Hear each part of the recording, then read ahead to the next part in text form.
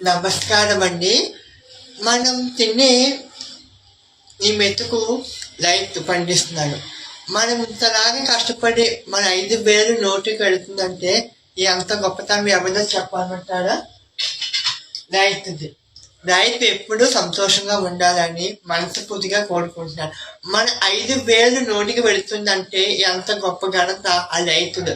రైతులు ఎక్కడ ఉన్నా సంతోషంగా ఉండాలి, రైతులు బాగుండాలని నేను మనస్ఫూర్తిగా కోరుకుంటున్నాను. రైతులు వారికి పంట అందుబాటులో ఉంటేనే మనము 2 పూటలుగా మనం కడుపు నిండుగా తినగలము. అందుకే మనము ఎప్పుడైనా సరే అన్నం తినేటప్పుడు రైతులు ఎప్పుడు బాగుండాలని ప్రార్థిద్దాము, రైతులు బాగుండాలని ప్రార్థిద్దాము.